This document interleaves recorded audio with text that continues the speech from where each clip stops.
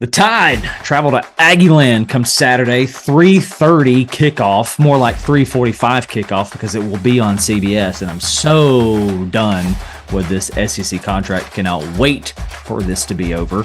Nonetheless, the Tide travel to Aggieland, Alabama, 1-point favorites. And as we just said before we hit the record button on this, Alabama, not a very good offensive team. Not a very good offensive team. We talked about this before we hit the record button too, but a super weird over under of 46. Yes. That's so low for a game of this magnitude, because we got to talk about how big this game is for both coaches in a minute. 46 points is a weird number. It's obviously a low number. I mean, not even 25 points a piece if you break it down that way. Alabama's offense struggling mightily to pass the ball consistently. They can hit the deep ball. Just how many times can they do it is really how I would describe their pass game right now. Right. And can they hit anything intermediate that's not a screen or a drag or, line of scrimmage throw? We'll see. Weird number. The defenses are playing well outside of for Texas A&M on the road at Miami. I mean, Miami's playing a lot better. That they have a lot to say with that, more than just Texas A&M and how off they were that day. But yeah, that's so low, and Vegas is expecting defense. Yeah, as they should. I mean, I am. Yeah. I would expect both defensive lines to have a big day, I think. Well, I mean, you just look at Bama and the offensive struggles, and the playing around of Milroe at quarterback, and him throwing Jarrett Gorntano like interceptions, and then you flip over to the other side, A&M, and the loss of Wagman or however you say it, and inserting the son of legend Brad Johnson. I don't even know his first name. Luke Johnson, Wes Johnson, Mike Johnson. I think you had it. Brad. No, his son. What's the son's name? Oh, Max. Sorry. Yeah, Max. Yeah. Max last time I heard Johnson. Yeah, the last time I heard the name Max was on the Goofy movie. So nonetheless, that's not ideal for them. I mean, they were very hopeful with Weigman. They liked that trajectory. So surely offensive woes. But if you're looking at both, all right, and you're looking at both on paper, I really like what A&M has to offer, really no matter who it is, because of Evan Stewart and Ananias Smith and, just some of the weapons that they have there. I'm really surprised at this 1-point favor in Bama's direction. Like, what are you telling me about A&M at home? Are you saying that the Bama defense is that stout? Because with a porous offense, a defense can only hold up for so long. Right. I mean, a defense more than likely, is not going to score you enough points needed to win a football game for you. But if it's the opposite, where you've got a functioning offense but a porous defense, I mean, you like your odds better, because at the end of the day, you have to get points on the board, especially in today's world. But I'm really can't figure out that spread, that 1-point spread in Alabama's favor. I can't either, especially what I can't figure out is the matchup predictor, 66% in Alabama's favor. That just seems – I mean, look, we just talked about it. Oklahoma is like a 55-45 favorite in the matchup predictor. Alabama 66-34 over Texas A&M. Yeah. Here's what I can't – here's where I have issues. Are we saying that the Miami loss for Texas A&M is that much worse than the Texas loss for Alabama? Are we saying that? I mean, we have to be saying something along those lines, because Alabama's offense has just been so on and off. I mean, sure, they had a great day against Mississippi State. LSU did. South Carolina did. Yeah. Who hasn't had a great day really against Mississippi State so far with their offense and all the changes going on there.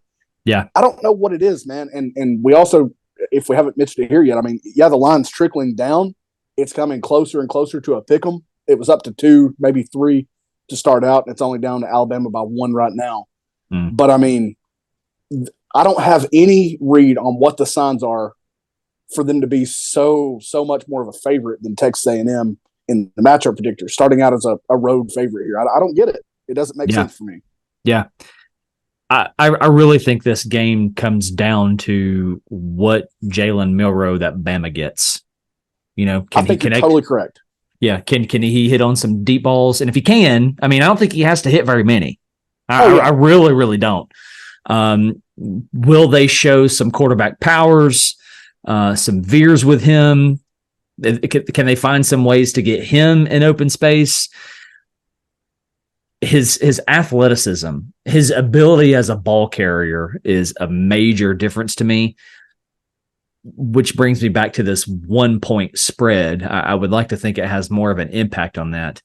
But I guess that all depends on Tommy Rees, right? Like, can he dial up the calls? Can he lure the safeties down with some quarterback run and then show quarterback power and then try to hit something over the top? I'm not real sure. But then you have just the opposite. If Milroe does this thing, which he has done in pretty crucial moments of throwing it to, throwing the out or throwing the corner with the defender sitting up underneath it, for the easiest pick of their life. And if they get that, Jalen, then it's just the opposite. And I think it's more than a 1 point spread in A&M's favor. So I really don't understand these numbers. Yeah, no, I'm with you. I mean, there's so many numbers. Like, I like Texas A&M's. I don't know much about their running game just because the guys they've lost. We see Devin Achane doing the things he's doing in Miami. I mean, I don't know much about Moss and Owens. I don't know and Daniels. I don't know as much about those guys. But I love Evan Stewart. I love Anai Smith. I like them better than Alabama's pass catchers right now, mainly and in part due to the guy delivering the ball. Looking at you, Jalen Milroe. And the other thing is he's as freaky of an athlete as we've seen starting at quarterback in the SEC in a minute. Okay. Yes. He's taking 15 sacks. Being that guy, he's still taking 15 sacks. This is a good Aggie front. Lord, they paid, they NIL'd for him. They did all the things that Jimbo said they haven't done for him. That's a solid front. Mm-hmm.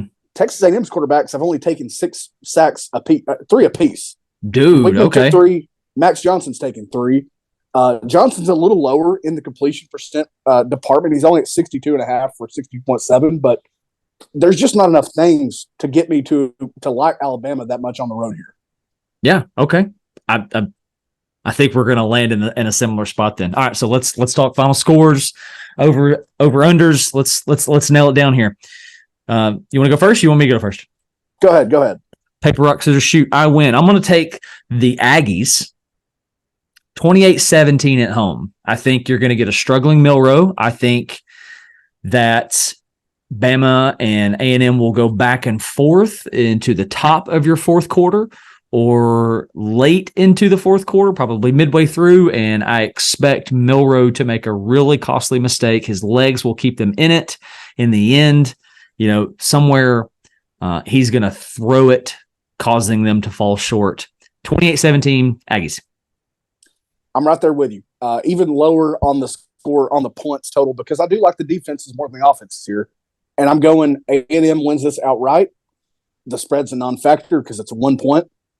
23-13, Texas A&M. Woo, so Bama doesn't do much of anything. That's what you're telling me. Not much at all.